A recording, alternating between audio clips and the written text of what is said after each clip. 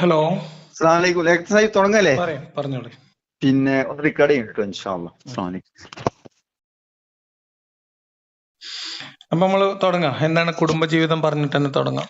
എന്താണ് അപ്പൊ കുടുംബം? രണ്ടാമതായിട്ട് കുടുംബ ജീവിതത്തിൽ സാമ്പത്തിക മേഖല കൈകാര്യം ചെയ്യുന്ന രീതി. ഓക്കെ, അത് അതിന്റെ അനിവാര്യമാണല്ലോ. ഏറ്റവും പ്രധാനപ്പെട്ട മർമ്മപ്രധാനമായ സംഗതിയാണ്. പറഞ്ഞില്ലേ, കുടുംബത്തിന്റെ മർമ്മം എന്ന് പറഞ്ഞാൽ കുടുംബം ഉണ്ടാവലാണല്ലോ. ഓക്കെ, കുടുംബം ഉണ്ടാക്കല്ലേ, ഉണ്ടാക്കിയോണ്ടത്തെ കാര്യം അല്ല, കുടുംബം ഉള്ളത് സീറ്റിംഗ് ആയി പോവാന്നില്ല. ഉണ്ടാവുന്നതിൽ തന്നെ അനീതി ഉണ്ടെന്ന് പറയണതേ. അത് രണ്ട് വ്യത്യാസമുണ്ട്. ഒന്ന്, ഒരു ഒറ്റ മിനിറ്റ്, ഒരു പണ്ഡിതന്റെ അടുത്ത് വന്നിട്ട് ചോദിച്ച ഒരാള്, അത് ഒരു രാജാവിന്റെ മോനാ, നിങ്ങളെ ആ കാണുന്ന താടിയാണോ അള്ളാന്റെ അടുത്ത് ഏറ്റവും ഉയർന്നത്, അത് എന്റെ കൈ കിടക്കുന്ന നായിയാണോ ഏറ്റവും ഉയർന്നത് ചോദിച്ചു. അള്ളാന്റെ അടുത്ത് ഏതാ ഏറ്റവും കൂടുതൽ സ്ഥാനം ഉള്ളതെന്നൊരു ചോദ്യം ചോദിച്ചു. അപ്പൊ പണ്ഡിതന് മറുപടി കൊടുക്കുന്നുണ്ട്. എന്താ മറുപടി കൊടുക്കുന്ന കാര്യങ്ങള്? ഒന്ന്, അഥവാ ഞാൻ അള്ളാൻ അനുസരിക്കുന്ന ഒരു പ്രവണതയിലാണെങ്കിൽ എന്റെ താടിക്ക് തന്നെയാണ് അള്ളാന്റെ അടുത്ത് സ്ഥാനമുള്ളത്. അതില്ലെങ്കിൽ എന്റെ പട്ടിക്ക് തന്നെയാണ് എന്തായാലും വില ഉള്ളത്. ഇസ്ലാമികമായിട്ടുള്ള നിയമത്തിന്റെ മുകളിൽ ഒരാൾ പോകുന്ന സമയത്ത് മാത്രമേ ആ മനുഷ്യൻ വിലായത്തിലെത്തുള്ളൂ. അതായത് നമ്മളതിനെ കുറിച്ചല്ലല്ലോ നമ്മൾ സംസാരിക്കണേ. നമ്മള് അള്ളാഹുവിന്റെ മുന്നിൽ എത്തുമ്പത്തെ കഥയല്ലല്ലോ. അള്ളാഹുവിന്റെ മുന്നിൽ എത്തുക എന്നുള്ള കൺസെപ്റ്റ് അല്ല. നമ്മള് ഭൗതിക ജീവിതത്തിൽ മനുഷ്യരുമായി ബന്ധപ്പെട്ട് അല്ല പറയട്ടെ, കുടുംബ ജീവിതവുമായി ബന്ധപ്പെട്ട നിയമങ്ങളിൽ ഇസ്ലാമികമായിട്ട് എന്തെങ്കിലും പോരായ്മ, ഖുർആനിക നിയമങ്ങൾക്ക് യാതൊരു പോരായ്മയില്ല എന്നുള്ളതാണ്. പോരായ്മ ഇല്ല എന്ന് പറഞ്ഞാൽ ഇസ്ലാം അംഗീകരിച്ചാൽ പിന്നെ പോരായ്മ ഇല്ല എന്നുള്ള വാദമല്ല. മനുഷ്യർക്ക് ഉപകാരപ്പെടുന്ന രീതിയിലോ അല്ലെങ്കിൽ മനുഷ്യരുമായി ബന്ധപ്പെട്ടോ മാനവികമായ മൂല്യങ്ങളുടെ അടിസ്ഥാനത്തിൽ നോക്കുമ്പോൾ ഖുർആനികമായ നിയമങ്ങൾക്ക് പോരായ്മയില്ല എന്ന് വരണം. അല്ലാതെ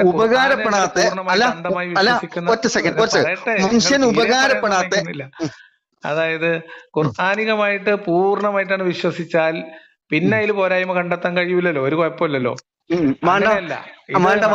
ഭൗതികമായി ജീവിതത്തിൽ മനുഷ്യർക്ക് എല്ലാ മനുഷ്യരും തുല്യരാണ്, തുല്യ അന്തസ്സും അവകാശമുള്ളവരാണ് എന്ന ആശയത്തിൽ നിന്നുകൊണ്ട് നമ്മൾ വിലയിരുത്തുമ്പോൾ, മാനവികമായ മൂല്യങ്ങളിൽ നിന്നുകൊണ്ട് വിലയിരുത്തുമ്പോൾ ഇസ്ലാമിക കുടുംബജീവിതം മികച്ചതാണോ അല്ലേ, ഇതാണ് പരിശോധന. അതാണ് എക്സ്പ്ലെയിൻ ചെയ്യുന്നത്. അപ്പൊ അതിലെന്താ പോരായ്മ ഒന്ന് നിങ്ങൾ കാണിച്ചു തന്നാൽ മതി. അത് ഓഫർ, അതാണ് ഓഫർ. അത് പറഞ്ഞുതരാം.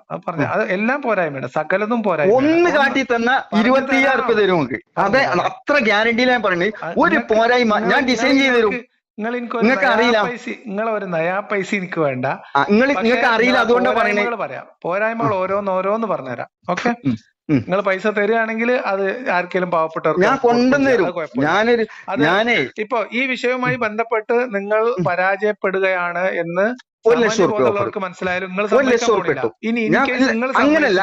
അങ്ങനല്ല ഞങ്ങൾ പറഞ്ഞ സമയക്കാക്കുന്നു. ഒരു സെന്റൻസ് പൂർത്തിയാട്ടെ. ഇൻ കേസ് അങ്ങനെ എന്തെങ്കിലും ഒരു പരാജയം നിങ്ങൾ സമ്മതിക്കുകയും നിങ്ങൾ ആ പൈസ എനിക്ക് തരുവാണെങ്കിൽ ഇസ്ലാമിക കുടുംബ ജീവിതവുമായി ബന്ധപ്പെട്ട നിയമങ്ങളുടെ പേരിൽ കെടുതി അനുഭവിക്കുന്ന ഏതെങ്കിലും ഒരു മുസ്ലിം സ്ത്രീക്ക് ഞാൻ ആ പൈസ ഹദിയ കൊടുക്കും. അതാണ് എനിക്ക് ആ കാര്യത്തിൽ പറയാനുള്ളത്. രണ്ടാമത്തത്, അടിസ്ഥാനമില്ലാത്തൊരു സാധനത്തിൽ ഞാൻ നിലനിൽക്കൂല.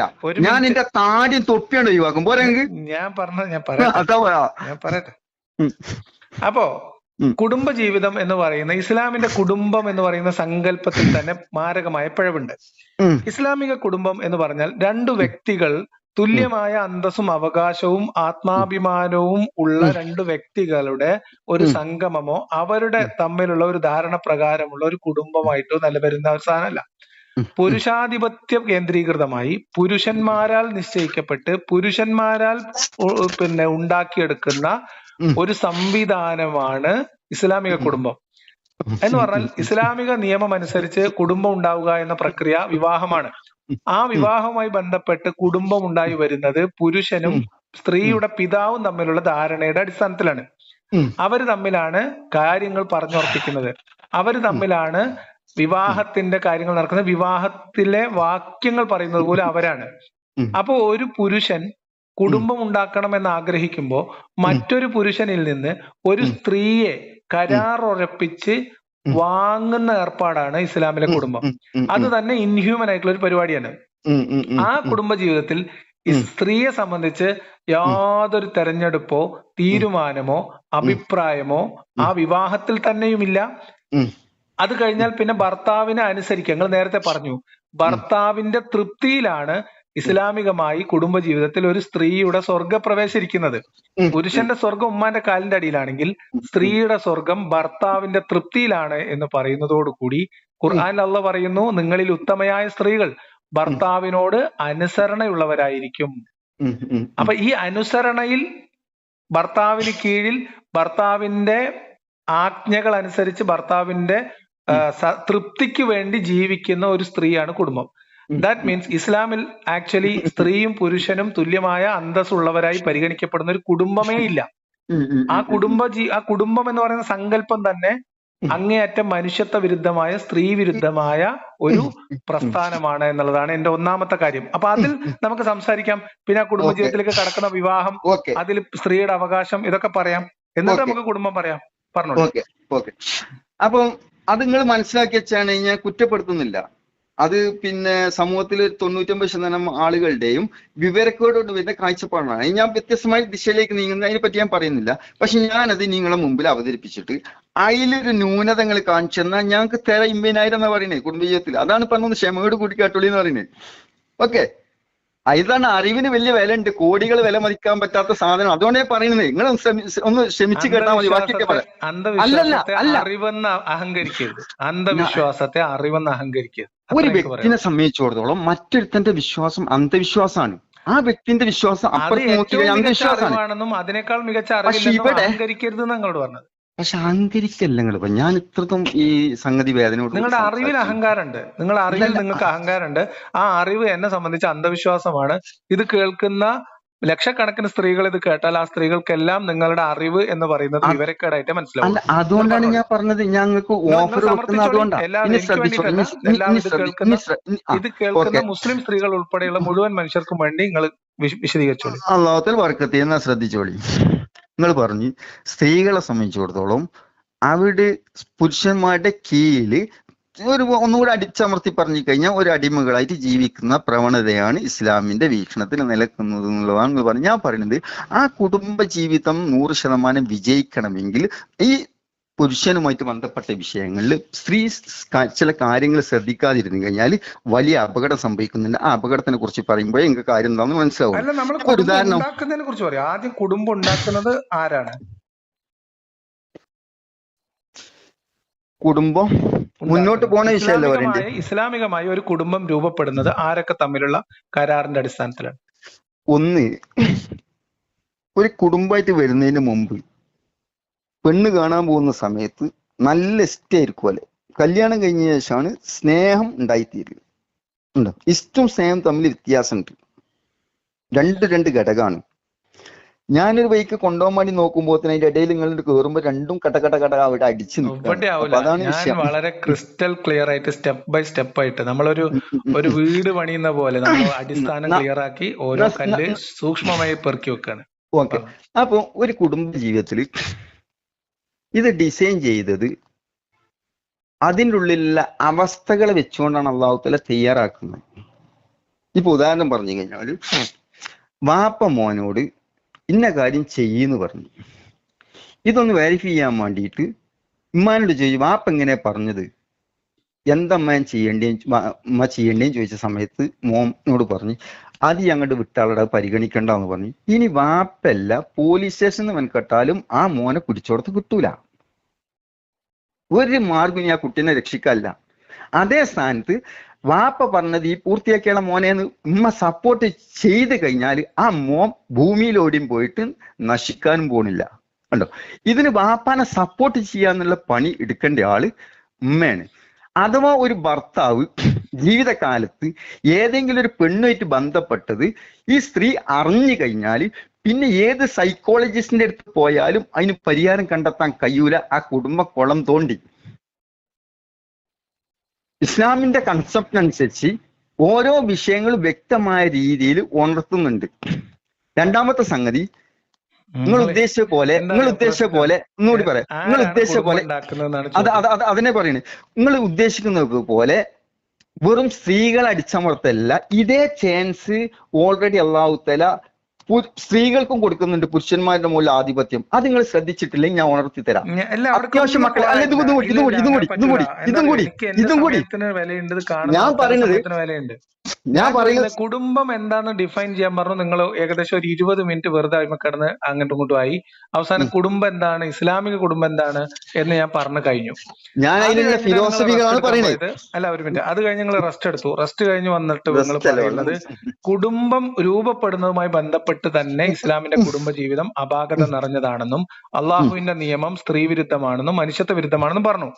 നിങ്ങളെ കാഴ്ചപ്പാടനുസരിച്ച് അപാകത ഉണ്ട്. ഞാൻ ദീൻ വിശദീകരിക്കുമ്പോൾ അപാകത ഉണ്ടാവില്ല. അതാണ് ക്ഷമിക്കുന്നു പറഞ്ഞത്. വിശദീകരിക്കുന്നില്ല എങ്ങനെ ഒരു കുടുംബ ജീവിതം ഇതും കൂടെ ഒന്ന് ശ്രദ്ധിക്കും. കൺസ്ട്രക്ട് ചെയ്യുന്നത് തമ്മിലാണ് കുടുംബ ജീവിതം ഉണ്ടാക്കുന്ന ധാരണ ഉണ്ടാവുന്നത്. പറയൂ. ഇത് രണ്ടാക്കും ചാൻസ് കൊടുക്കണ്ട. ഒരു ഭാഗത്താണ് നിങ്ങൾ ശ്രദ്ധിക്കാത്ത. അതാ ഞാൻ പറഞ്ഞുകൊണ്ടിരുന്നത്.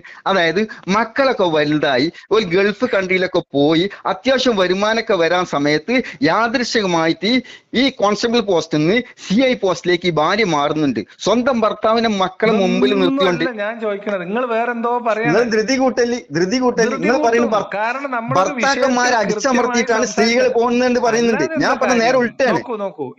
നോക്കൂ ഇത് ആളുകള് നിങ്ങളുടെ കൺസെപ്റ്റും ഞാൻ പറയുന്ന കാര്യങ്ങളും തമ്മിൽ ആളുകൾ കേൾക്കാനിരിക്കുന്നു. ഇതിന്റെ പുറകെ റെക്കോർഡ് ചെയ്യുന്നു, ഞാൻ റെക്കോർഡ് ചെയ്യുന്നു.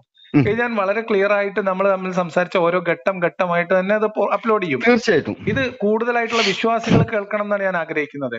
ഇസ്ലാം എന്ന് പറയുന്ന മതം എത്രമേൽ എന്താ പറയാ പ്രാകൃതമായ ഗോത്ര നിയമമാണ് എന്ന് നിങ്ങളാണ് ഇവിടെ വിശദീകരിക്കുന്നത്. ഞാനൊന്നും പറയുന്നില്ല. ഞാൻ ഒരു വിമർശനം പോലും ഇതുവരെ പറഞ്ഞിട്ടില്ല. ഞാൻ ഈ പറയുന്ന കാര്യങ്ങൾ പൂർത്തിയാക്കാൻ സമയം തരും. നിങ്ങൾ സ്ത്രീ വിരുദ്ധമായ ഇസ്ലാമിക നിയമങ്ങൾ ഇവിടെ എസ്റ്റാബ്ലിഷ് ചെയ്ത് കഴിഞ്ഞു. ഞാൻ നിങ്ങളോട് ചോദിക്കുന്നത് കുടുംബ ജീവിതത്തെ കുറിച്ച് ഞാൻ പറയുമ്പോൾ കുടുംബം എന്ന് പറയുന്ന ഇസ്ലാമിന്റെ സങ്കല്പം സാമ്പത്തിക മേഖല ഉണ്ടാവില്ലേ, അത് രൂപീകരിക്കുന്ന രീതി തന്നെ മനുഷ്യത്വ വിരുദ്ധമാണ്. അള്ളാഹുവിന്റെ നിയമം അബദ്ധമാണ് എന്ന് ഞാൻ പറഞ്ഞു കഴിഞ്ഞു. അത് നിങ്ങൾ 100% വിവരമില്ലായ്മ ഞാൻ സമർപ്പിക്കുന്നത്. നിങ്ങൾ സമർത്ഥിക്കൂ. അതിനു വേണ്ടി നിങ്ങൾ ചെയ്യേണ്ടത് എങ്ങനെയാണ് ഒരു ഇസ്ലാമിക ഡിസൈൻ ചെയ്ത് കൊണ്ടുവരാൻ പണി ഉണ്ടാവില്ലേ? ഒരു മിനിറ്റ്. ഒരു ഇസ്ലാമിക കുടുംബം ഉണ്ടാവുന്നത് എങ്ങനെയാണ്? വാപ്പിയും മക്കളും ഉമ്മയും മക്കളൊക്കെ പിന്നെയല്ലേ കല്യാണം കഴിഞ്ഞ ആദ്യ രാത്രി കൂടണ്ടേ? വേണ്ടേ? ആദ്യം അത് പറയും. എങ്ങനെയാണ് ഒരു വിവാഹം ഉണ്ടാവുന്നത്? എങ്ങനെയാണ് ഒരു കുടുംബജീവിതത്തിലേക്ക് ഒരു മുസ്ലിം സ്ത്രീയും പുരുഷനും കടക്കുന്നത്? അതിനകത്ത് അപാകതകളുണ്ടോ? അതിനകത്ത് സ്ത്രീ വിവേചനമുണ്ടോ? അതിനകത്ത് പുരുഷാധിപത്യം ഉണ്ടോ? നിങ്ങൾ പറഞ്ഞതുപോലെ അതിനകത്ത് സ്ത്രീകളെ ഒരു അടിമകളെ പോലെ സമമായി പരിഗണിക്കുന്ന നിയമങ്ങളുണ്ടോ? നമുക്ക് സ്ത്രീ ആധിപത്യം, അതായത് അള്ളാഹുത്താല പറയണ ഞാൻ നിങ്ങളെ പരീക്ഷണത്തിന് വേണ്ടിയിട്ടല്ലാതെ ഭൂമിയിലേക്ക് അയച്ചത്. അപ്പൊ തീർച്ചയായിട്ടും ചാൻസ് കൊടുക്കും. ഒരു നാടകം നടക്കുകയാണെങ്കിൽ അതിൽ കള്ളന്മാരുണ്ടോ, യാചകന്മാരുണ്ടോ, പല രീതിയിലുള്ള തുറകളിൽ. എങ്ങനെയാണ് ഇസ്ലാമിൽ ഒരു കുടുംബജീവിതം ഉണ്ടാവുന്നത്? ഒന്ന് നിങ്ങൾ ക്ഷമിക്കുന്നാല് ഇൻഷാ അല്ലാഹ്. അപ്പോ സ്ത്രീകളെടുത്ത് ഒരു ചാൻസ് അള്ളാഹുത്താല കയ്യിൽ കൊടുക്കുന്നുണ്ട്. അത് കാണാതെ നിങ്ങൾ പോവാണ്. ആ പീരീഡാണ് ഞാൻ തുണർത്തിയത്. ഒരു പരിധി കഴിഞ്ഞു കഴിഞ്ഞാൽ ഭർത്താവ് നേരെ താഴെ പോകുന്നൊരു അവസ്ഥ വരുന്നുണ്ട്. മക്കളൊക്കെ വലുതായി ഭാര്യയും ഭർത്താവും ഉണ്ടാവുള്ളൂ. നിങ്ങൾ എന്തിനാണ് ഇങ്ങനെ കിടന്ന് കഷ്ടപ്പെടുന്നത്? നിങ്ങൾക്ക് എന്താണ് ഇസ്ലാമിലെ നിക്കാഹുമായി ബന്ധപ്പെട്ട നിയമങ്ങൾ? അതാണല്ലോ അതിന്റെ അടിസ്ഥാനം. ഞാൻ നിങ്ങൾക്ക് പറഞ്ഞു, ഇസ്ലാമിൽ കുടുംബ ജീവിതത്തിലേക്ക് കടക്കുന്നത് നിക്കാഹിലൂടെയാണ്. അല്ലേ? ഓക്കെ അല്ലേ? നിക്കാഹിലൂടെ മാത്രം അല്ലാതെ നടക്കും, അത് വേറെ കാര്യം. നിക്കാഹാണ് അടിസ്ഥാനപരമായി കുടുംബത്തിന്റെ ഒരു രൂപം. ഈ നിക്കാഹിൽ തന്നെ അപാകത ഉണ്ട്. ആരൊക്കെ തമ്മിലാണ് നിക്കാഹ് തീരുമാനിക്കുന്നത്? അതിൽ സ്ത്രീയുടെ റോൾ എന്താണ്? ഈ ഉമ്മാന്റെ റോൾ എന്താണ്? സ്ത്രീകളുടെ റോൾ എന്താണ് വിവാഹത്തിൽ? കുടുംബം ഉണ്ടാക്കുന്നതിൽ സ്ത്രീകളുടെ പങ്കാളിത്തം എത്രത്തോളം ഉണ്ട്? ഇതാണ് എന്റെ ചോദ്യം. അത്ര കിട്ടിയാൽ മതിയല്ലോ.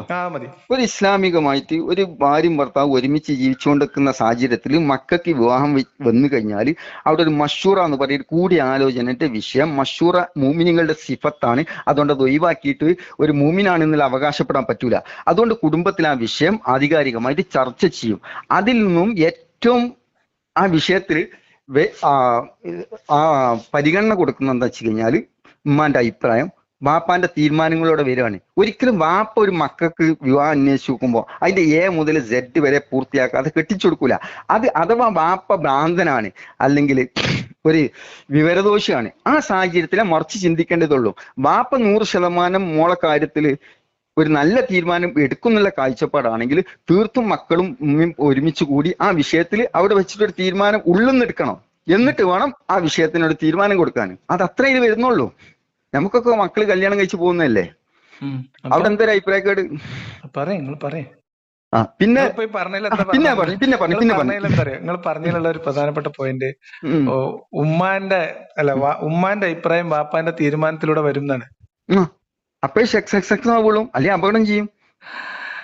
നിങ്ങൾ പഠിച്ചോ, അതായത് പഠിച്ചോൻ പറയണതാ, നിങ്ങൾക്ക് പെണ്ണ് കെട്ടി ആളെ ചെലവിന് കൊടുത്ത് കാര്യങ്ങൾ പൂർത്തിയാക്കി കൊടുക്കാൻ കഴിയൂല, ആ പണിക്ക് നിങ്ങൾ നിൽക്കണം, നിങ്ങൾ പോയി നോമ്പ് വെച്ചാളി എന്ന് പറഞ്ഞത്. നിങ്ങൾ പെണ്ണുങ്ങളെ ജോലിക്ക് വിട്ടാണ്ട് അതിൽ കൂടെ നിങ്ങളെ കാര്യം നടത്തി അതിപ്പോ കളിയുള്ള ഞാന് മെച്ചം വീട്ടില് വല്ലതുണ്ടെങ്കിൽ പഠിച്ചോ സമ്മതിക്കൂലേ? അതിപ്പോ ഞാൻ മെച്ചുണ്ടെങ്കിലേ വീട്ടില് ഒരു പെറ്റ് ഡോഗിനെ വാങ്ങണതിനെ കുറിച്ച് ഇവിടെ ആലോചിച്ചു. അപ്പൊ പറഞ്ഞത് അത് നിങ്ങളെയും കൊണ്ട് കൂട്ടിയാൽ കൂടും തോന്നില്ല, കാരണം നിങ്ങൾക്ക് പല യാത്രകളും ഉണ്ടാവും, അതിന് അതിന്റേതായിട്ടുള്ള കാര്യങ്ങൾ അതൊക്കെ നോക്കാൻ പറ്റുമെങ്കിൽ മാത്രം വാങ്ങിയാൽ മതി എന്ന് എന്റെ ഒരു സുഹൃത്ത് പറഞ്ഞു എന്നോട്. ഈ പൈസ ഒന്ന് എണ്ണി കൊടുക്കട്ടെ, ഒറ്റ മിനിറ്റ് മതിയോ? ഒന്ന് ക്ലിപ്പ് ഒന്ന് ചെറുതാക്കിയിട്ടാലോ, ഒന്ന് കട്ട് ചെയ്തിട്ടാലോ? ആയിക്കോട്ടെ, ഓക്കെ ശരി, പറഞ്ഞോളി. സാധനം പൊന്നാരേഖത്ത് ഒരു കുപ്പി വെള്ളം കാലിയായി, ഞാൻ അടുത്തേന് പറഞ്ഞു തുടങ്ങും. എന്താ ചെയ്യാ? അപ്പൊ ശരിയായിക്കോളും, തിരക്കൂട്ടുണ്ടോ? അപ്പൊ ഇനി ഒരു വിഷയം ശ്രദ്ധിക്കട്ടോ. ഒരു പരിധി കഴിഞ്ഞാല് ഈ ചാൻസ് അല്ലാഹുത്തല സ്ത്രീകളെ കയ്യിൽ കൊടുക്കുന്നുണ്ട്. ഇവിടെയാണ് നമ്മൾ ശ്രദ്ധിക്കാതെ പോകുന്നത്. മക്കളെ കൈ കൂടെ വരുമാനം വന്നു കഴിഞ്ഞാൽ ഈ ഭർത്താവിന്റെ മുന്നിലിരുത്തിക്കൊണ്ട് ഭാര്യമാര് സംസാരിക്കുന്ന രീതി എന്താ പറയുക? ഒന്ന് മിണ്ടലി മനുഷ്യ, എല്ലാത്തിനും പോയി എന്തിനാ ഈ തലയിരുന്ന് ഈ മക്കള് കൊണ്ടു തിന്ന് കുടിച്ച് കഴിഞ്ഞുകൂടാ, എന്തിന്റെ പോരായ്മ നിങ്ങൾക്ക് ഇവിടെ ഉള്ളത് എന്നുള്ളത് ആ കുടുംബ ജീവിതത്തിൽ അള്ളാന്റെ നിയമം പാലിക്കാതെ പോകുന്ന എല്ലാ ഫാമിലിക്കും അനുഭവിക്കേണ്ടി വരും. കണ്ടോ ഇല്ലേ? കുടുംബത്തിൽ ഉണ്ടോ അല്ലേ? എന്തിനാണ് നമ്മൾ അവിടേക്കൊക്കെ എത്തണമെങ്കിൽ ആദ്യം നിക്കാവുന്ന തീരുമാനമുണ്ടേ. നിക്കാന്റെ നമ്മൾ പറഞ്ഞു കഴിഞ്ഞാൽ ബന്ധപ്പെട്ട് നിങ്ങൾക്ക് അഭിപ്രായ കേസുള്ള പറഞ്ഞു. അതാ പറഞ്ഞത്. ഞാൻ പറഞ്ഞത് നിങ്ങൾ പറയുന്നത് ഉമ്മാന്റെ തീരുമാനം അല്ല, ഉമ്മാന്റെ അഭിപ്രായം വാപ്പാന്റെ തീരുമാനത്തിലൂടെ വരും. എവിടെ കല്യാണം കഴിക്കാൻ പോണ കുട്ടി എവിടെ? ഓരെ കൂട്ടിയിരുത്തിയിട്ട് അതാ മഷൂറാന്ന് പറയണം, അല്ലെങ്കിൽ മുസ്ലിം അല്ലോ. ആര് തമ്മിലാണ് ധാരണയാവുന്നത്? അത് ചെയ്യാത്തതിന്റെ പേരിൽ പിന്നെ ദീനെ കുറ്റം പറഞ്ഞിട്ട് കാര്യമുണ്ടോ? എന്ത് മഷൂറാ? മോളെ എനിക്ക് ഞാൻ മക്കളെ കെട്ടിച്ചു വിട്ടിരുന്നല്ലോ, എന്നിട്ട് ഓരോട് കൂടി ആലോചിച്ച് ഓലെ തൃപ്തിയോട് കൂടിയിട്ടല്ലേ ചെയ്യുള്ളൂ. അതേ സ്ഥാനത്ത് വാപ്പാന്റെ അവകാശമാണ് മോളെ നല്ലൊരു സ്ഥലത്ത് ഏൽപ്പിക്കാന്നുള്ളത്. അതിന് കൈ കടത്തിക്കൊണ്ട് കണ്ടോലൊപ്പം പോവാന്നുള്ളത് തോന്നിയാസം തന്നെയാണ്. അത് നിർബന്ധമാണോ? ഏത് മഷൂറ? നിർബന്ധാണ്. മൂമിനുകളുടെ സിഫത്തായിട്ട് അല്ലാഹു തആല പറഞ്ഞതാണ്, അല്ലയോ മൂമിനല്ല. നിങ്ങൾ ഇസ്ലാമിക ഫിഖ്ഹിൽ പറയും. അതെ, ഫിഖായി പറയണേ. ഒരു ഖുർആന്റെ പൂർണ്ണമായിട്ടുള്ള സൂറത്ത് തന്നെ ഇറങ്ങിയിട്ടുണ്ട് മഷൂറാന്നുള്ളത്. ആയിക്കോട്ടെ, അതിൽ ഈ വിഷയം പറയും. എന്ത് വിഷയായാലും, അതായത് എത്ര ചെറിയ വിഷയായാലും കൂടി ആലോചിച്ചിട്ട് വേണം ചെയ്യണം എന്നുള്ളത് ഒരു മുഅ്മിനെ സംബന്ധിച്ചോളം നിർബന്ധമുള്ള കാര്യമാണ്. അവിടെ സ്വാർത്ഥത പറ്റൂല. ആ സ്വാർത്ഥത പറ്റില്ലെങ്കിൽ എവിടെ പണ്ഡിതന്മാരാണ് ശേഷിക്കും. ഇസ്ലാമിക വിവാഹ നിയമത്തിൽ ഇപ്പൊ ഒരു പെൺകുട്ടിക്ക് 9 വയസ്സാണ്, 8 വയസ്സാന്ന് വിചാരിക്കും. ആ വാപ്പ ആ പെൺകുട്ടീനോട് കൂടി ആലോചിക്കണം എന്നാണോ നിയമം? ഒന്നുകൂടെ പറയട്ടെ, ശ്രദ്ധിച്ചു കേട്ടോ. ഒന്ന്, ഇന്ന് ലേഖ സാഹിബ് കറക്റ്റ് ആൻസറിന്റെ അടുത്ത് നിങ്ങളെ സമയമാണ് നിങ്ങൾ അതിനെ അനുവദിക്കാക്കണേ, വേറെ ഒന്നുമല്ല. രക്തം ചുരുക്കം ഷോർട്ടാക്കി പറയാം. ഓക്കെ, ഇന്നൊരു പഞ്ചായത്ത് ഒരു 10 IAS ഓഫീസർമാരെ സെലക്ട് ചെയ്ത് 100% 5 കൊല്ലം കൊണ്ട് റിസൾട്ടിൽ 100% അവിടെയുള്ള ജൂതന്മാരെ യഹൂദി നസറി കംപ്ലീറ്റ് റിസൾട്ട് കിട്ടാൻ കഴിയില്ല. അതേ സ്ഥാനത്ത് ഒരു കേന്ദ്രമില്ല, ഏകദേശം ലോകത്തിന്റെ 3 ഭാഗം കംപ്ലീറ്റ് കടിഞ്ഞാണിട്ട് ഭരിച്ച് സർട്ടിഫിക്കറ്റ് വാങ്ങിയ ഒരു മഹാന്മാരെ സംബന്ധിച്ചിടത്തോളം മക്കളെ ആർക്ക് കെട്ടിച്ചു കൊടുക്കണം, കെട്ടിക്കഴിഞ്ഞാൽ എങ്ങനെ ബന്ധപ്പെടണം എന്നുള്ളത് നമ്മൾ ഈ തനിമ്പല്ലാത്ത നോളജ് വെച്ചിട്ട് ഓൾക്ക് പറഞ്ഞു കൊടുക്കേണ്ട ഒരു ആവശ്യമില്ല. 200 കണ്ടമാനം ഭാര്യമാരുള്ള കാലഘട്ടത്തിൽ അവിടെ എണ്ണം കുറച്ചാ കൊണ്ടുവന്നേ. അത് പ്രവാചകമായിട്ട് ഡിപ്പെൻഡ് ചെയ്ത കാര്യമാണ്. ഇന്നിങ്ങളെയും വെച്ചിട്ട് ഒരു വിവാഹ ജീവിതത്തിൽ ഒരു സ്ത്രീയും പുരുഷനും തമ്മിലുള്ള കരാറല്ല ഇത്. ഒരു പുരുഷൻ മറ്റൊരു പുരുഷന്റെ മകളെ തനിക്കൊരു കുടുംബം ഉണ്ടാക്കാൻ വേണ്ടി ആലോചിക്കുകയും ആ പുരുഷൻ സ്വന്തമായി പെൺമക്കളുള്ള പുരുഷൻ മറ്റൊരു മുസ്ലിമായ പുരുഷന് കുടുംബമുണ്ടാക്കാൻ തന്റെ മക്കളിൽ ഒരാളെ ഒരു മഹർ തീരുമാനിച്ച് നൽകുക, കൈമാറ്റം ചെയ്യുന്ന ഏർപ്പാടാണ് ഇസ്ലാമിലെ കുടുംബജീവിതം. കച്ചവടമാണ്, വിൽക്കാണ്. ക്ലിയർ ആണ്. അത് തന്നെ അങ്ങേയറ്റം മനുഷ്യത്വ വിരുദ്ധമായ, സ്ത്രീ വിരുദ്ധമായ ഒരു ഏർപ്പാടാണ്. ഇനി ഇതിനകത്ത് പറയുന്ന മഷൂറ, കൂടിയാലോചന ബാധകമാകുന്നത്, നിർബന്ധമാകുന്നത് വാക്കാലുള്ള സമ്മതം പെൺകുട്ടിയുടേത് ഈ വാപ്പയുടെ നിക്കാഹ് സാധുവാകാൻ ആവശ്യമായി വരുന്നത് ആ പെൺകുട്ടി കന്യകയല്ലെങ്കിൽ മാത്രമല്ലേ ഉള്ളൂ? അല്ലേ? അല്ലേ? അതായത് വിവാഹബന്ധത്തിലൂടെ കന്യകാത്വം നഷ്ടപ്പെട്ട പെൺകുട്ടിയാണെങ്കിൽ മാത്രമേ സമ്മതം വാക്കാൽ വാങ്ങേണ്ടതുള്ളൂ. സ്വാഭാവികമായിട്ടും കുടുംബജീവിതമായിട്ട് മുന്നോട്ട് പോകുന്ന നമ്മളെ സംബന്ധിച്ചിടത്തോളം മോളെ കെട്ടിക്കുന്ന കാര്യത്തിൽ അവൾക്ക് അഭിപ്രായ വ്യത്യാസം ഉണ്ടെങ്കിൽ അത് ഗണ്ണിച്ചുകൊണ്ട് പിടിച്ച് കെട്ടിക്കുന്ന ഒരു പ്രവണത നാട്ടിൽ നിൽക്കുന്നില്ല. അള്ളാന്റെ നിയമം അനുവദിക്കുന്നുണ്ടോ എന്നാണ് നമ്മൾ ചോദ്യം. അള്ളാന്റെ നിയമം അതിനുള്ള ചാൻസ് വാപ്പാക്ക് തന്നെയാണ് ഏൽപ്പിച്ചു കൊടുക്കുന്നത്, അല്ലേ? പക്ഷെ തീരുമാനം എടുക്കുമ്പോ കൂടി ആലോചിച്ച് അതിന് നല്ല നിർബന്ധമല്ലല്ലോ. അതാണ് മൂമിനുകളുടെ സിഫത്തായിട്ട് പറയുമ്പോൾ മൂമിനുകളുടെ സിഫത്തല്ലല്ലോ ഈ വിവാഹ നിയമത്തിൽ. കൂടിയാലോചനയിലൂടെ മാത്രമേ ഭർത്താവിന് കല്യാണം കഴിച്ചു കൊടുക്കാൻ പാടുള്ളൂ എന്ന വാദത്തിന് തെളിവ് എവിടെ? ഞാൻ അതുകൊണ്ട് ഞങ്ങളോട് വ്യക്തമായിട്ട് ഈ കാര്യം പറഞ്ഞ മൂമിനല്ലെങ്കിൽ ഓൻ അള്ളാന്റെ അടുത്ത് സ്ഥാനമില്ല. റിജക്ട് ചെയ്ത് പോയി. ദീന്റെ നിയമത്തിനാ നോക്കണേ. ഈമാനും ഇസ്ലാമും രണ്ട് കാര്യല്ലേ? അല്ലേ? ഇസ്ലാമികമായ ഒരു നിയമം വിശദീകരിക്കുന്നിടത്ത് ഒരു പെൺകുട്ടിയെ, ഞാൻ നിങ്ങളോട് ചോദിക്കുന്ന ഒരു 6 വയസ്സുള്ള ഒരു പെൺകുട്ടീനെ, കളിപ്പാട്ടം കൊണ്ട് കളിച്ചു നടക്കുന്ന പ്രായമുള്ള ഒരു പെൺകുട്ടീനെ വാപ്പ ഒരു പുതിയാപ്പിളക്ക് കല്യാണം കഴിച്ചു കൊടുക്കാൻ തീരുമാനിക്കും.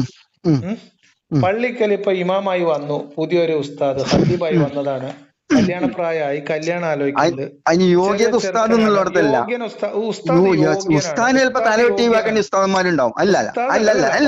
സംബന്ധിച്ച് ഉസ്താദ് യോഗ്യത അതല്ല, കല്യാണം കഴിച്ചു കൊടുക്കാൻ യോഗ്യത അതല്ല.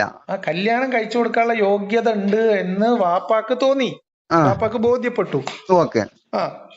ആ അവസ്ഥയിൽ ഈ 6 വയസ്സുള്ള പെൺകുട്ടീനെ ഈ ഉസ്താദിനെ നിക്കാഹ് ചെയ്തു കൊടുക്കാൻ വാപ്പയുടെ മുമ്പിലുള്ള ഇസ്ലാമിക നിബന്ധനകൾ എന്തൊക്കെയാണ്? ഭാര്യയായിട്ട് സംസാരിക്കും. പിന്നെ കൂടുതലൊന്നും പോകണ്ടല്ലോ, ഒരു 2, 3, 4 തലമുറ അങ്ങോട്ട് നോക്കി കഴിഞ്ഞാല് ഒരു മിനിറ്റ് ഒരു 2, 3 തലമുറ ഒന്ന് പിന്നോട്ട് അന്വേഷിച്ചു കഴിഞ്ഞാല് 9, 10 തന്നെയല്ലേ ഉള്ളൂ. പിന്നെ അപ്പുറത്തേക്ക് 1400 വർഷം അങ്ങോട്ട് എടുക്കണ്ടല്ലോ. നമ്മുടെ തലമുറ ഉണ്ടല്ലോ, 12 പ്രവശിച്ച ഭാര്യമാർ സ്ത്രീകൾ വേണ്ടല്ലോ. നിങ്ങൾ അവകാശവാദങ്ങൾ മറക്കരുത്. ലോകാവസാനം വരെ ഇനി ഇപ്പോഴുള്ളത് ഏറ്റവും വലിയ ബുദ്ധിജീവികളുടെ കാലാണെന്നും ഈ കാലഘട്ടത്തിൽ പോലും നിയമങ്ങൾ മഹത്തരമാണെന്നാണ് നിങ്ങളെ വാദം. അതെന്താ പറ്റുള്ളൂ. 2024 നിന്നുകൊണ്ട് നിങ്ങൾ ഈ ഒരു വിവാഹ കുടുംബ ജീവിതത്തിലേക്ക് കടക്കുന്ന ഈ ഒരു സിനാരിയോനെ നിങ്ങളൊന്ന് പറഞ്ഞു തരും എങ്ങനെയാണ്? ഞാനിതായിട്ട് ബന്ധപ്പെട്ടുകൊണ്ട് ഇന്നത്തെ നിയമം അനുസരിക്കേണ്ട ഒരു പ്രവണത നിലനിൽക്കുന്നുണ്ട്. അതും ഇസ്ലാമിന്റെ നിയമം തന്നെയാണ്. ഭരണത്തിന് അംഗീകരിക്കണം, ഭരണത്തിന്റെ വ്യവസ്ഥ അംഗീകരിക്കുക എന്നുള്ള ഇസ്ലാമിന്റെ പ്രോട്ടോകോളാണ്. ഇന്നത്തെ കാലം ചോദിക്കണങ്ങള് അങ്ങനെയൊന്നും പറയാൻ പറ്റില്ല. അത് പറയരുത് നിങ്ങൾ അങ്ങോട്ട് പോയി. നമ്മൾ അഫ്ഗാനിസ്ഥാനിലാണ് ഇപ്പൊ ജീവിച്ചിരിക്കുന്നത് രണ്ടുപേരും. നമ്മൾ ഈ സിനാരിയോ നടക്കുന്ന അഫ്ഗാനിസ്ഥാനിലാണ്. ഇനി പറയും. ഇവിടെ പിടിച്ചോളി. ഇവിടെ നമ്മുടെ നാട് ഞാനും ഇവിടെ ചെയ്ത എക്സ്പീരിയൻസിലാണല്ലോ, നാടാണ്. അള്ളാഹുവിന്റെ ശരീഅത്ത് നടപ്പിൽ നിയമമായി നിലനിൽക്കാത്ത രാജ്യമാണ്, കുഫറിന്റെ നാടാണ്. നിങ്ങൾ പോകേണ്ടത് ഷിർക്കിന്റെ നാടാണിത്. നമ്മൾ ഇസ്ലാമികമായ ശരീഅത്ത് നിയമം പുനഃസ്ഥാപിക്കപ്പെട്ട അഫ്ഗാനിസ്ഥാനിലാണ് സിനാരിയോ.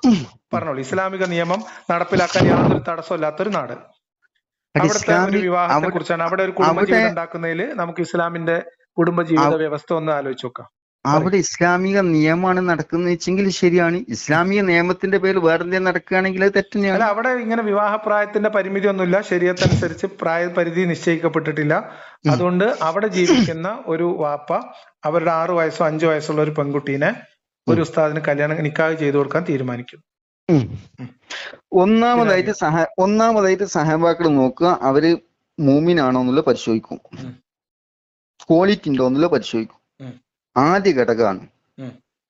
ഒരു മൂമിനാണോ ഉയർന്ന ദർജ കിടക്കണം, അതല്ല മുസ്ലിം ആണോ ഉയർന്ന ദർജ കിടക്കണം, നിങ്ങൾ മനസ്സിലാക്കി വെച്ചേ. അവിടെ റിജക്ട് ചെയ്യുന്നുണ്ട്. അതുകൊണ്ടാ ചോദിക്കുന്നത് ഏതാ ഉയർന്ന ദർജ കിടക്കണം. പിന്നെ എന്തുകൊണ്ട് ബഹുമാനപ്പെട്ട ഇബ്രാഹിം നബി സ്വലാത്ത് കായബന്റെ പണി കഴിഞ്ഞ് പഠിച്ചോണ്ട് ഞാൻ മുസ്ലിം ആക്കണേന്ന് ദുആ ചെയ്ത് എന്തുകൊണ്ടാണ്? ആ നമ്പറൊക്കെ നിങ്ങൾ കയ്യിൽ വെച്ചാൽ മതി. ഞാൻ എന്താണ് നമ്മളിവിടെ ഇസ്ലാമികമായ കാര്യമാണ്, ഈമാനികമായ ചർച്ചയല്ല നടക്കുന്നത്. നാട്ടിൽ വെച്ച് സാമൂഹ്യ നിയമം നോക്കൂ. ഈമാൻ കല്യാണം കഴിപ്പിച്ചു വിട്ട് ഞാൻ പറഞ്ഞ പോലെ അങ്ങനെ പോലെ ഈമാൻ എന്ന് പറയുന്നത് തികച്ചും വ്യക്തിപരമായ, ദൈവവും ഒരു വ്യക്തിയും തമ്മിൽ, ഇസ്ലാമിന്റെ കാഴ്ചപ്പാടാ പറയണേ, തികച്ചും വ്യക്തിപരമായിട്ടുള്ള അള്ളാഹുവിന് മാത്രം പൂർണ്ണാർത്ഥത്തിൽ ബോധ്യപ്പെടുന്ന ഒരു കാര്യമാണ് ഈമാൻ, അല്ലേ? ഒരാളുടെ ഈമാൻ എത്ര ഉണ്ടെന്ന് അള്ളാഹ്ക്ക് മാത്രമേ ശരിക്കും അറിയുള്ളൂ, അല്ലേ? തീർച്ചയായിട്ടും. സാമൂഹ്യ വിഷയത്തിൽ ഒരു മിനിറ്റ്. അപ്പൊ ആ ദർജ അളക്കുന്നതുമായി ബന്ധപ്പെട്ട് മനുഷ്യന് പരിമിതി ഉണ്ടാവും, ഇല്ലേ? ഒരാളുടെ ഈമാൻ നിങ്ങൾക്ക് ചൂ നോക്കാനൊന്നും പറ്റില്ല, കൈ തൊടാൻ പറ്റില്ല. അപ്പൊ നിങ്ങൾ അതിമ കൊണ്ട് ഇത് കൂട്ടി കെട്ടിയിട്ട് കാര്യമില്ല. അതുകൊണ്ടാണ് നിങ്ങളോട് പറഞ്ഞത് നിങ്ങൾ ആ നമ്പർ ഒന്നും ഇവിടെ നടക്കൂലെന്ന്. നിങ്ങൾ ഇത് പറയും, തികച്ചും ഇസ്ലാമികമായ ശരീഅത്ത് അനുസരിച്ച് ജീവിക്കാൻ സ്വാതന്ത്ര്യമുള്ള ഒരു നാട്ടിൽ 6 വയസ്സോ 5 വയസ്സോ ഉള്ള ഒരു പെൺകുട്ടിയുടെ പിതാവ്, മുഴുവനായിട്ട് കേൾക്കുന്നുണ്ട്. ഈ 5 വയസ്സോ 6 വയസ്സോ ഉള്ള ഒരു പെൺകുട്ടീനെ കല്യാണം കഴിപ്പിക്കാൻ പിതാവ് തീരുമാനിക്കുമ്പോൾ അവർ ജീവിക്കുന്നത് തികച്ചും ഇസ്ലാമിക ശരീഅത്ത് നടപ്പിലാക്കപ്പെടുന്ന ഒരു രാജ്യത്താണ്. അവിടെ വേറെ ജനാധിപത്യ രാജ്യത്തിന്റെ മാനവികമായിട്ടുള്ള മൂല്യങ്ങളുടെ, മനുഷ്യാവകാശങ്ങളുടെ തടസ്സങ്ങളൊന്നുമില്ല. അവിടെ ശരീഅത്ത് ഇസ്ലാമികമായിട്ട് കൺസെപ്റ്റ് കല്യാണം കഴിക്കാന്നുള്ള വിഷയത്തില് അവിടെ പ്രായ പരിമിതി മുന്നോടിയായിട്ട് വന്നിട്ടുണ്ടെങ്കിൽ ഖദീജ റളിയല്ലാഹു അൻഹ കല്യാണം കഴിക്കുള്ളൂ. ഒന്ന്. രണ്ടാമത്തത് നോക്കുന്ന വിഷയം എന്ന് വെച്ച് കഴിഞ്ഞാൽ ഒരു സഹാബാക്കളെ സംബന്ധിച്ചിടത്തോളം അവരുടെ ഏറ്റവും മർമ്മപ്രധാനമായ വിഷയം നാളെ ആഖിറത്തിൽ രാജ്ഞികളായിട്ട് അവർ രംഗത്ത് വരിക എന്നുള്ള അതിന്റെ അതിയായ ആഗ്രഹം ഒരു പ്രവാചകനെ കൊണ്ട് കല്യാണം കഴിപ്പിക്കുക എന്നുള്ളത് അവിടെ ഒരിക്കലും അടങ്ങാത്ത ആഗ്രഹം തന്നെയാണ്. അതിന് നമുക്ക് കടിഞ്ഞാണ്ടാൻ കഴിയില്ല. ആ വിഷയമായിട്ട് ബന്ധപ്പെട്ടുകൊണ്ട് നടന്ന ചരിത്രങ്ങളും സംഭവങ്ങളൊക്കെ വിശദമായിട്ട് ഇന്ന് വരെ റിപ്പോർട്ടിൽ എവിടെയെങ്കിലും ഒരു ന്യൂനത നിബിധങ്ങളെ കൊള്ള ഒരു ഭാര്യമാരും പറയാത്ത പോലത്തെ പോയിന് അല്ല ചോദിക്കുന്നത്. പൊന്നാര സുഹൃത്തെ, നമ്മളിവിടെ ആയിഷ ഖദീജ ഒന്നും ഇല്ല. 2024 ഡിസംബർ മാസത്തിൽ അഫ്ഗാനിസ്ഥാനിൽ ഒരു മുസ്ലിം പിതാവ് അവരുടെ 5 വയസ്സുള്ള ഒരു പെൺകുട്ടീനെ കല്യാണം കഴിപ്പിച്ചു കൊടുക്കാൻ അനുയോജ്യനാണ് എന്ന് അയാൾക്ക് ബോധ്യമുള്ള ഒരു ഭർത്താവിനെ കണ്ടെത്തുന്നു. ഇസ്ലാമികമായിട്ട് കല്യാണം കഴിച്ചെങ്കിൽ അഫ്ഗാനിസ്ഥാനിൽ പോകണ്ട, ഇവിടെ വെച്ചിട്ട് ഇസ്ലാമികമായിട്ട് എങ്ങനെയാണെന്നുള്ള പറഞ്ഞാൽ മതിയല്ലോ. അവിടെ അതില്ലെങ്കിലോ ഇവിടെ എന്താ പ്രശ്നം എന്ന് വെച്ചാൽ മതേതരമായ മാനവികമായ സാമൂഹിക നിയമങ്ങൾ ഉണ്ട്. ഓക്കെ, അവിടെ ശരീഅത്ത് നിയമങ്ങൾ അപ്പാടെ നടപ്പിലാക്കാൻ കഴിയാത്ത ഒരു കാലാണ്. ഒരു കുഫറിന്റെ, ഒരു ഷിർക്കിന്റെ ഭരണം നിലനിൽക്കുന്നു. നിങ്ങൾ തികച്ചും ഇസ്ലാമിന്റെ നിയമം നമുക്ക് അതിന്റെ പൂർണ്ണാർത്ഥത്തിൽ മനസ്സിലാവണമെങ്കിൽ അത് ശരീഅത്തിന് സ്വാതന്ത്ര്യമുള്ള ഒരു നാട്ടിലല്ലേ നമുക്ക് ശരിക്കും മനസ്സിലാവുള്ളൂ. അതെങ്ങനെ ചെയ്യേണ്ടതെന്ന് പറഞ്ഞാൽ മതിയല്ലോ. അഫ്ഗാനിസ്ഥാൻ എന്നുള്ള പേര് നിങ്ങൾക്ക് പ്രയാസം ഉണ്ടാക്കുന്നെങ്കിൽ ഇപ്പൊ നമുക്ക് പുതിയ സിറിയയിലേക്ക് ഞാൻ പറഞ്ഞത്, ഇനി രാജ്യത്തിന്റെ പേര് വിട്ടാളേ, ഇസ്ലാമിക ശരീഅത്ത് നടപ്പിലാക്കാൻ പൂർണ്ണാധികാരമുള്ള ഇസ്ലാമിക ശരീഅത്തിൽ ഭരണം നടക്കുന്ന ഒരു ഇസ്ലാമിക സമൂഹത്തിൽ, ഇസ്ലാമിക ഖിലാഫത്തിൽ ഒരു പിതാവ്, ഒരു കുട്ടി, ഒരു പുതിയാപ്പിള. നിങ്ങൾ കല്യാണത്തിന്റെ കഥ പറയും. അപ്പം എന്റെ ഒരു 9 വയസ്സുള്ള കുട്ടിനെ കെട്ടിക്കാന്ന് വെച്ചോളി. 9 ഒന്നല്ല, 5 വയസ്സ് 6 വയസ്സ് 6 കല്യാണം കഴിച്ച് വിടാന്ന് വെച്ചോളി. ഇനിയിപ്പോ അതിന് പ്രൊട്ടക്ഷനും അവസ്ഥയും കാഴ്ചപ്പാടും ഞാൻ നോക്കും. കാരണം ഒരുമിച്ച് ഒരു സമയത്തും വേർപിടാത്ത രീതിയിൽ ഒരുമിച്ച് ജീവിച്ച ആളുകളാണല്ലോ. രാപ്പനി അറിയല്ലോ, സഹാബാക്കൾക്ക് നബിതങ്ങളെ രാപ്പനി അറിയല്ലോ എന്താന്നുള്ളത്. അഭിപ്രായ വ്യത്യാസമില്ലാത്ത കാര്യങ്ങൾ അച്ചാണല്ലോ. എല്ലാം നബിതങ്ങളെ വാക്കിനനുസരിച്ച് അടിസ്ഥാനപ്പെടുത്തിക്കൊണ്ട് ത്യജിച്ച മഹാന്മാരാണല്ലോ. അപ്പം പ്രവാചകൻ എന്താന്നുള്ള വ്യക്തമായിട്ടുള്ള കാഴ്ചപ്പാട് നമ്മളെക്കാണ കൂടുതൽ അറിയുന്ന ആൾ തന്നെയാണ് കൂടെയുള്ള സഹാബാക്കള്. അവരെ സംബന്ധിച്ചിടത്തോളം അവിടെ ശരി എന്താണ് തെറ്റെന്താന്നുള്ളത് നമ്മൾ വ്യാഖ്യാനം കൊടുക്കാതെ തന്നെ അവരെന്താണോ കാണിച്ചു തന്നത് അത് തന്നെയാണ് ഷറഹിന്റെ ഹുക്കുമ്. അതിലൊരു ന്യൂനത തന്നെ അവരെ ആർക്കും കണ്ടെത്താൻ കഴിഞ്ഞിട്ടില്ല. അത് നിങ്ങൾ കാട്ടി തരികയാണെങ്കിൽ ഞാൻ അംഗീകരിക്കാം. അതായത് 5 വയസ്സോ 6 വയസ്സോ ഉള്ള ഒരു പെൺകുട്ടീനെ വാപ്പാക്ക് പൂർണ്ണാർത്ഥത്തിൽ ബോധ്യപ്പെടുകയും തൃപ്തിപ്പെടുകയും ചെയ്താൽ തന്റെ പെൺകുട്ടിയുടെ സുരക്ഷിതത്വം, സംരക്ഷണം ഈ പുരുഷനാൽ സാധ്യമാകുമെന്ന ബോധ്യം വന്നാൽ അവിടെ നിക്കാഹ് ചെയ്തു കൊടുക്കൽ വാപ്പാക്ക് അനുവദനീയമാണ്. ഉമ്മാനോട് കൂടി ആലോചിച്ചിട്ട് വേണം. ഉമ്മാനോട് കൂടി ആലോചിച്ചാൽ ഉമ്മാന്റെ അഭിപ്രായം വാപ്പാന്റെ തീരുമാനത്തിലൂടെ അല്ലേ വരുന്നത്. അത് ആ തീരുമാനത്തിൽ കൂടെ ഒരു കാര്യം പൂർത്തിയാക്കാൻ പാടില്ല, ഇല്ലെങ്കിൽ സഹായം ഉണ്ടാവില്ല. കുഴപ്പമില്ല, അതിപ്പോ നമ്മള് ഭയങ്കര ഒരു ഫോർമാലിറ്റിക്ക് വേണ്ടി ചോദിക്കുന്നതാണ്. അത് നമ്മള് പുതിയാപ്പിളുടെ കൂട്ടരൊക്കെ വരുന്നുണ്ട് ചോദിക്കൂലേ, നമ്മള് കേറിക്കോട്ടെ എന്ന് ചോദിക്കൂലേ? അല്ല, നുള്ളിയാണ്ട് പറയിപ്പിക്കലല്ല മഷൂറ എന്ന് പറഞ്ഞേ. നുള്ളിക്കാണ്ട് ആന്ന് പറയിപ്പിക്കലല്ല മഷൂറ എന്ന് പറഞ്ഞു കഴിഞ്ഞാൽ പിന്നെന്താണ്? അത് കൂടി ആലോചിച്ച് പറയാണ് വേണ്ട, ഓള് കുറച്ചുകൂടി ഒക്കെ പഠിക്കട്ടെ, ഓളിപ്പോ ചെറിയ കുട്ടിയല്ലേ, ഓളിപ്പോ പാവക്കുട്ടിയെന്ന് കളിക്കുന്ന പ്രായമല്ലേ, കുറച്ച് വലുതാവട്ടെ എന്ന് പറഞ്ഞാൽ അതിനുള്ള ചാൻസ് അവിടെ ഉണ്ട്. അപ്പൊ എന്താ ആദ്യം ചെയ്യാന്ന് വെച്ചാൽ പറയാണ് അങ്ങനെ അല്ലടി, അത് പിന്നെ ഇപ്പൊ ഇങ്ങനെ ഒരു പുതിയാപ്പിള ഇപ്പൊ ഇക്കാലത്ത് കിട്ടാൻ ഭയങ്കര പാടായിരിക്കും, നമുക്കിപ്പോ ഇത് നടത്താം എന്ന് പറഞ്ഞാൽ ഉമ്മ അവിടെ അതിന്റെ ഉൾപ്പൊരു പറഞ്ഞുതരാം. ശ്രദ്ധിച്ചോളി ഇതൊക്കെ കിട്ടണ്ടേ, ഇതൊക്കെ തന്നെ കേൾക്കണ്ടേ. ഇങ്ങനെ ഒരു അഭിപ്രായ വ്യത്യാസം ഉണ്ടെങ്കിൽ ആദ്യമായിട്ട് ഇസ്ലാമികമായിട്ടുള്ള തീരുമാനം അതിലൊരു അമീറിന് നിശ്ചയിക്കും. അവിടെ വാപ്പാക്ക് സ്ഥാനമില്ല, പുറത്ത് അടുക്കും. മനസ്സിലായോ? എന്നിട്ട് ഉമ്മയും വാപ്പിയും മൊത്തത്തിൽ എന്തിനാ അഭിപ്രായം ഇദ്ദേഹത്തിന്റെ അടുത്ത് ഉണർത്തും. അതിന് ഹൈറായിട്ട് തീരുമാനം എടുക്കാനുള്ള വിഷയം ഉണ്ട്. ഇന്ന് ഇസ്ലാമിനെ കുറിച്ചിട്ട് പഠിക്കാതെ സംസാരിക്കല്ലേ. ആയിക്കോട്ടെ, അമീറിന്റെ അടുത്ത് വിഷയത്തി, അമീറിന്റെ അടുത്ത് ഞാനാണ് അമീർ, ഓക്കെ, എന്റെ അടുത്ത് വിഷയത്തി.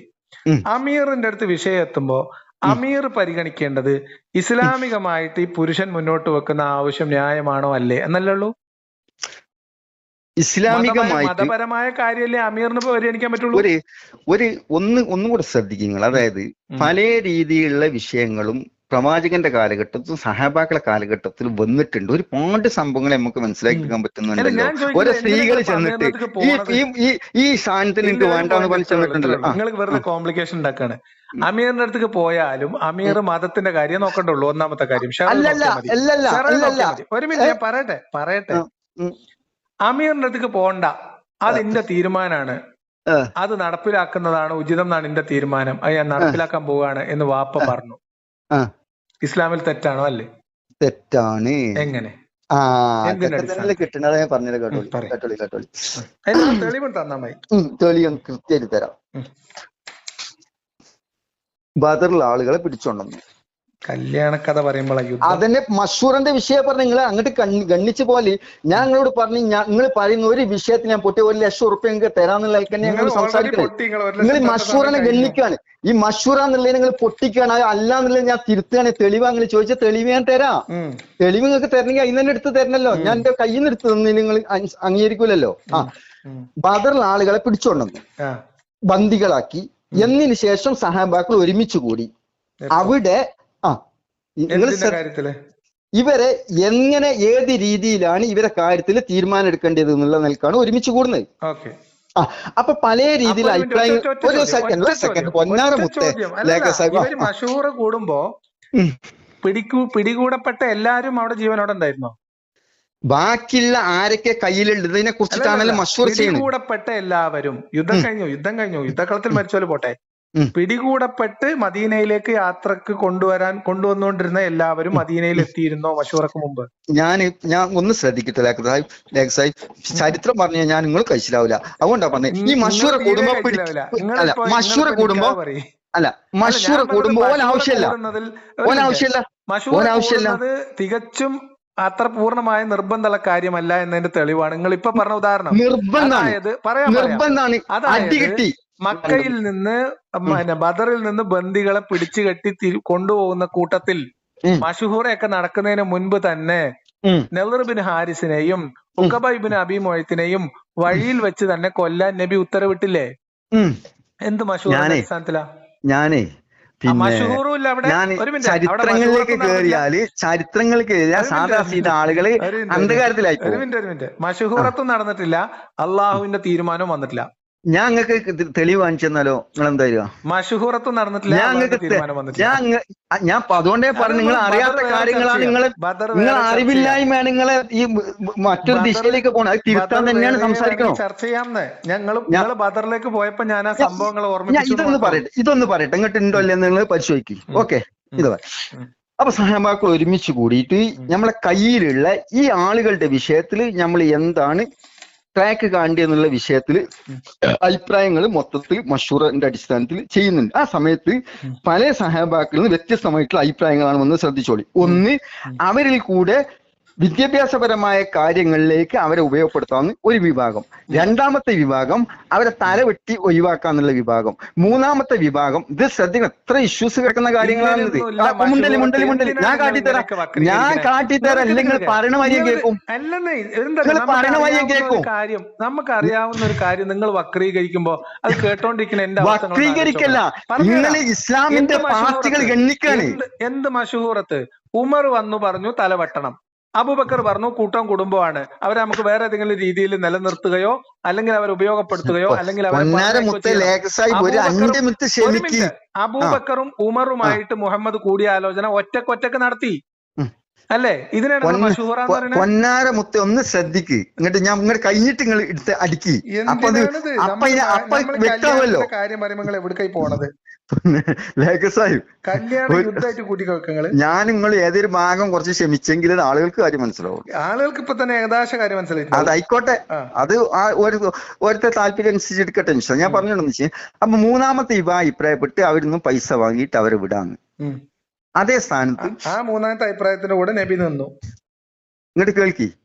പക്ഷെ അള്ളാന്റെ അദാബ് തലക്കുയരത്തോളം വന്നു എന്നുള്ളതാ. ആ മഷൂർ എങ്ങാനില്ലെങ്കിൽ അടി അവിടെ അള്ളാഹുത്തല പൊട്ടിക്കുന്ന ചരിത്രത്തിന്റെ ബാലപാഠങ്ങളെ അങ്ങ് കൊണർത്തുന്നത്. ഇതൊരു എന്തെങ്കിലും കാട്ടിക്കൂട്ടലല്ല ദീൻ എന്ന് പറഞ്ഞത്. അതിന് അടിസ്ഥാനമല്ല നിങ്ങൾ തെളിയിച്ചാല് 1 2 ലക്ഷം റുപ്യ ആക്കി തരും. അതിന്റെ അടിസ്ഥാനമില്ല.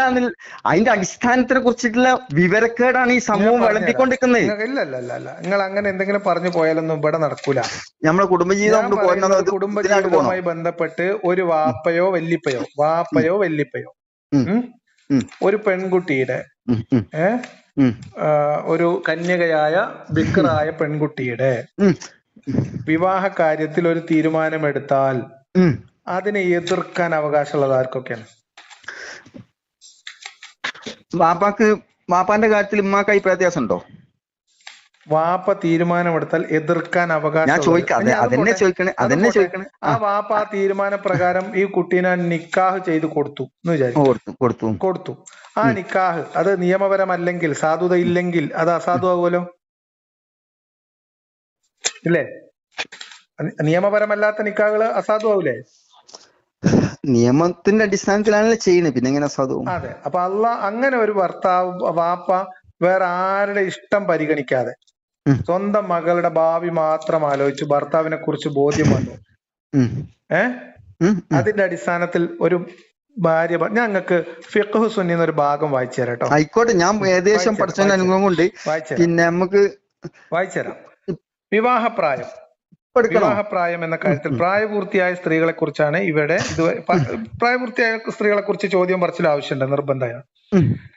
എന്നാൽ ബാലികയെ അവളുടെ സമ്മതം കൂടാതെ വിവാഹം ചെയ്തു കൊടുക്കുന്നത് പിതാവിനും പിതാമഹനും അനുവദനീയമാകുന്നു. കാരണം അവൾക്ക് അഭിപ്രായ പ്രകടനത്തിനുള്ള പാകതയില്ല. അവളുടെ താല്പര്യം പരിഗണിക്കുകയും അത് പരിരക്ഷിക്കുകയും ചെയ്യുന്നവരാണ് പിതാവും പിതാമഹനും എന്നതാണ് കാരണം. അബൂബക്കർ റളിയല്ലാഹു അൻഹു തന്റെ പുത്രി ഉമ്മുൽ മുഅ്മിനീൻ ആയിഷയെ ബാലികയായിരിക്കെ അവരുടെ സമ്മതമാരായാതെ നബിക്ക് വിവാഹം ചെയ്തു കൊടുക്കുകയുണ്ടായി. അത് മസല പ്രകാരമുള്ള റൂട്ടാണ് നിങ്ങൾ വായിച്ചത്, അഭിപ്രായ വ്യത്യാസമില്ല. ഇനി തെക്കുവന്റെ റൂട്ടും കൂടി എന്ന് പറഞ്ഞാണ് ഇസ്ലാമിലെ അവിടെയാണ് വിഷയം. തെക്ക് വേറെ മസല വേറെ. ഒരാൾ വിവാഹം, ഞാൻ ചോദിക്കുന്നത് ഇങ്ങനെയാണ് ഇസ്ലാമിൽ കുടുംബം ഉണ്ടാവുന്നത്. അതെ, ആയിക്കോട്ടെ. ഞാൻ പറഞ്ഞെന്താ വെച്ച് കഴിഞ്ഞാല് അത് അവസാനത്തെ കള്ളിയാണ്, നിങ്ങൾ ശ്രദ്ധിച്ചില്ല. അതുകൊണ്ടാണ് ഞാൻ പറയുന്നത്, ഒരു തെക്കുവന്റെ മുകളിൽ അമല് വരുമ്പോഴേ അത് 100% അംഗീകരിക്കാൻ പറ്റുള്ളൂ. തെക്കുവ മസല വ്യത്യാസമുണ്ട്. 5 വയസ്സും 6 വയസ്സുള്ള പെൺകുട്ടി വാപ്പാന്റെ തീരുമാനപ്രകാരം ബുദ്ധി ഉറക്കാത്ത പ്രായത്തിൽ ഒരു പുരുഷന്റെ ഭാര്യയായി വളരുകയും ആ ഒരു കുടുംബത്തിൽ ഇവർ നിർബന്ധിതാവസ്ഥയിൽ എത്തിച്ചേരുകയും ചെയ്യുന്ന വ്യവസ്ഥിതിയെ ആണ് ഇസ്ലാമിക കുടുംബ ജീവിതത്തിൽ അംഗീകരിക്കപ്പെടുന്ന ഒരു രീതി അല്ലേ? അതെങ്ങനെയാണ് നമ്മൾ മാനുഷികമായിട്ട് അല്ലെങ്കിൽ മനുഷ്യത്വപരമായിട്ട് അതെങ്ങനെ ന്യായീകരിക്കാൻ നിങ്ങൾക്ക് പറ്റുന്നതെന്ന് പറഞ്ഞു. ഇനി നിങ്ങൾ ഇവിടെ ചിന്തിക്കേണ്ടതും സംസാരിക്കേണ്ടതും ഈ വിവാഹിതയായ പെൺകുട്ടിയുടെ ഷൂസിനകത്ത് കയറി നിന്നിട്ടാണ്. അവരൊരു വ്യക്തിയായിട്ട് പരിഗണിച്ചുകൊണ്ട് അവരുടെ വ്യക്തിത്വത്തെ എങ്ങനെയാണ് ഇസ്ലാം ഇവിടെ പരിഗണിച്ചത് എന്നാണ് നിങ്ങൾ പറയേണ്ടത്. ഒരൊറ്റടിക്ക് അവകാശം പറയുമ്പോൾ അതങ്ങനെ തന്നെ പറയും, അതതിന്റെ രീതിയാണ്. ഒറ്റടിക്ക് പറയും. ഈ അവകാശത്തിന്റെ വിഷയത്തിലാണ് ഇത് ഉൾപ്പൊരുൾ അറിയാതെ സംസാരിക്കുമ്പോഴാണ് വിഷയം തെന്നിപ്പോകുന്നത്. അതുകൊണ്ടല്ലേ ഓരോ കാര്യങ്ങൾ മസലെടുത്ത് പറയുമ്പോ ആ കാര്യങ്ങളെ തെക്കുകയും മറ്റു അടിസ്ഥാനപരമായിട്ട് പറയുന്നത്. അതിന് അതിന്റെ നിയമത്തിന്റെ മുന്നിൽ ചെയ്യേണ്ട പണിയുണ്ട്. മസ്അല പറയുന്നിടത്ത് എന്താ തഖ്വയുടെ സ്ഥാനം? ഇസ്ലാമില് ഒരു സാമൂഹ്യ വിഷയം, രാഷ്ട്രീയ വിഷയം, അതിൽ തീരുമാനങ്ങൾ എടുക്കേണ്ടുന്നതിലേക്ക് ആളുകൾ, കർമ്മശാസ്ത്ര ബതുക്കൾ ഇത് ക്ലിയർ ആയിട്ട് പഠിച്ച് പൊന്നാരമുത്തേ ഞാൻ പറഞ്ഞുതരാം ശ്രദ്ധിച്ചോളൂ. ഇത് വിവക്ഷിച്ചെടുത്തിട്ടുണ്ടല്ലോ. അതുകൊണ്ടാണ് പറഞ്ഞത് തെക്കുവ എന്നൊരു മനുഷ്യൻ തെന്നിപ്പോയി കഴിഞ്ഞാല് സുന്നത്തിനെ വ്യതിചലിക്കൊള്ളും. ഒറ്റ മിനിറ്റ് ഉസ്താദിന്റെ കൂട്ടത്തിൽ ഞാൻ കൂട്ടണ്ട, ഇനി തൽക്കാലം ജാഹിന്റെ കൂട്ടത്തിൽ കൂട്ടിയാൽ മതി. ഞാൻ പറഞ്ഞിട്ടുണ്ടെന്ന് വെച്ച് കഴിഞ്ഞാൽ തെക്കുവേന്ന് തെന്നിയാൽ സുന്നത്തിന് വ്യതിചലിക്കൊള്ളും, മസലേന്ന് തെന്നിക്കഴിഞ്ഞാൽ ഹറാമിലേക്ക് ചാടും. കുടുത്തം കിട്ടിയോ? അപ്പൊ തെക്കുവേലി പോകുന്ന ഒരു കുടുംബം. ഞാൻ ചോദിക്കുന്നത്, ഇങ്ങനെ ഒരു വിവാഹം നടന്നാൽ, എന്റെ ചോദ്യം വളരെ ലളിതമാണ്. ഇസ്ലാമിക കുടുംബ ജീവിതത്തിൽ മസ്അല അനുസരിച്ച് ഭർത്താവ് തീരുമാനമെടുത്ത്, ഇനിയിപ്പോ ഉമ്മ ജീവിച്ചിരിപ്പില്ലാന്ന് തീരുമാനിച്ചോളി, പോട്ടെ, 3 വയസ്സായപ്പോ കുട്ടിന്റെ ഉമ്മ മരിച്ചതാണ്. ഓക്കെ, അപ്പൊ നിങ്ങളെ മസ്അലയും ക്ലിയർ ആക്കി തരാം. ഓക്കെ, അല്ല നിങ്ങളെ തത്വം ശരിയാക്കി തരാം. അപ്പം ഇയാൾക്കാണെങ്കിൽ വേറെ കല്യാണം കഴിച്ചു, ചെറിയ പെൺകുട്ടിയുണ്ട്, എളാമാക്ക് ഇപ്പൊ ചെറിയ കുട്ടീനെ, പോട്ടെ. അപ്പൊ ഇയാള് തീരുമാനിച്ച എന്താ, എന്റെ കുട്ടീനെ ഒത്തൊരു പുതിയാപ്പിളക്ക് ഏൽപ്പിച്ചു കൊടുക്കാം, 5 വയസ്സുള്ള 6 വയസ്സുള്ള കുട്ടിക്ക്. ഓക്കെ, നിക്കാഹ് ചെയ്ത് കൊടുത്തു. രണ്ടാം കുടി ഇളയമാനോട് ചോദിക്കണം നിർബന്ധമല്ലല്ലോ, അത് തഖ്വന്റെ ഭാഗമല്ലല്ലോ. ഇത് പോത്തുംകുട്ടി അല്ലല്ലോ, അവനാന്റെ കുട്ടിയല്ല. കുറച്ച് കരുതല്ലോ, കുറച്ച് നോക്കുമല്ലോ. സ്വന്തം മക്കളെ ചോരെന്ന് പറഞ്ഞ മക്കളെ പോത്തുംകുട്ടിയുടെ സ്ഥാനം പോലെ ഇസ്ലാം ഈ വിഷയത്തിൽ പെൺകുട്ടികളെ കാര്യത്തിൽ കൊടുത്തിട്ടില്ല. ഈ കാലഘട്ടത്തിൽ നിങ്ങളിത് പറഞ്ഞാൽ മതി. ഞാൻ ചോദിക്കുന്നത്, ഈ രണ്ടാം കുടി ഇളയമാന്റെ അടുത്ത് ആദ്യ ഭാര്യ മരിച്ചുപോയ അതിലുള്ള ഒരു പെൺകുട്ടിയുമായിട്ട് ഒരു മനുഷ്യൻ ജീവിക്കുന്നു. അയാൾ ഈ കുട്ടീനെ കല്യാണം കഴിപ്പിച്ചു കൊടുക്കാൻ ഒത്ത ഒരു പുതിയാപ്പിളിനെ കണ്ടെത്തുന്നു 5 or 6 വയസ്സുള്ള സമയത്ത്. ഇയാൾ ഇത് നിക്കാഹ് ചെയ്തു കൊടുക്കുന്നു. ഈ നിക്കാഹ് അസാധുവാക്കാൻ നിയമപരമായി അവകാശമുള്ള ഏതെങ്കിലും ഒരാള് അള്ളാന്റെ ഭൂമിയിൽ ശരീഅത്തിന്റെ മുമ്പിലുണ്ടോ? ഇല്ലേ?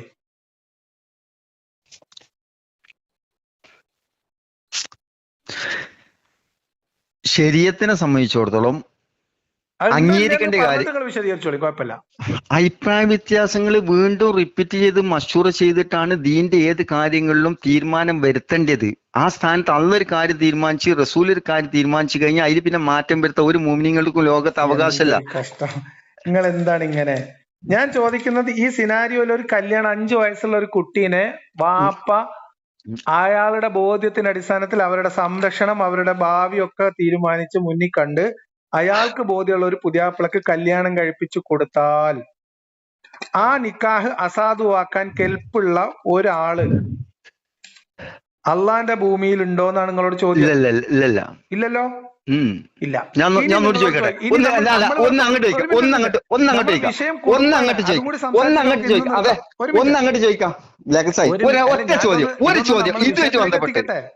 ഇതുമായിട്ട് ബന്ധപ്പെട്ട ചോദ്യം ചോദിക്കാം, ഇതുമായിട്ട് അധികം പോണ്ട. ഞാന് ഇപ്പൊ നിങ്ങളെ ഭാര്യ അല്ല എന്റെ ഭാര്യ എന്ന് വെച്ചോളി, എന്റെ ഭാര്യനെ എന്റെ അനുവാദം കൂടാതെ നിങ്ങൾക്ക് വിവാഹം കഴിക്കാനുള്ള ഏതെങ്കിലും ഒരു പഴുത് ഇതിലുണ്ടോ? മനസ്സിലായില്ല. അതായത് നിങ്ങളെ ഭാര്യനെ നിങ്ങളെ അനുവാദം കൂടാതെ എനിക്ക് വിവാഹം കഴിക്കാനുള്ള ഏതെങ്കിലും ഒരു പൈത് ദീനിന്റെ അടിസ്ഥാനത്തിൽ ഉണ്ടോ? നമുക്ക് വരാം. പുനർവിവാഹം മസലകൾ പഠിക്കുമ്പോ പഠനം, അല്ല മസല ചർച്ചയും ഉണ്ട്. അതൊക്കെ ഞാൻ പറഞ്ഞത്, നിങ്ങൾക്ക് ഇന്നെ അറിയാത്ത ആളല്ലല്ലോ, നിങ്ങൾക്ക് ഇന്നെ കുറെ ആയിട്ട് അറിയാവുന്ന ആളല്ലേ. അതുകൊണ്ട് എന്റെ പോയിന്റ് ഇതാണ്, നമ്മൾ കുടുംബ ജീവിതവുമായി ബന്ധപ്പെട്ടാണ് ചർച്ച തുടങ്ങുന്നത്. അപ്പൊ കുടുംബം ഉണ്ടാക്കുന്നതിനെ കുറിച്ചുള്ള വിവാഹം എന്ന് പറയുന്ന പ്രക്രിയയിലെ ഇസ്ലാം അനുവദിക്കപ്പെട്ട ഒരു രീതിയുടെ ഒരു വിഷയമാണ് ഇപ്പൊ ഞങ്ങളോട് പറഞ്ഞത്. അത് മസ്അലയാണ്, ഇസ്ലാമിക ശരീഅത്ത് അനുസരിച്ചുള്ള നിയമമാണ്. അങ്ങനെ ഒരു വിവാഹം നടന്നാൽ ആ വിവാഹം അസാധുവാകാൻ കെൽപ്പുള്ള ഒരുത്തനും അള്ളാന്റെ ഭൂമിയിൽ വേറെ ഇല്ല എന്ന് നിങ്ങൾ പറഞ്ഞു.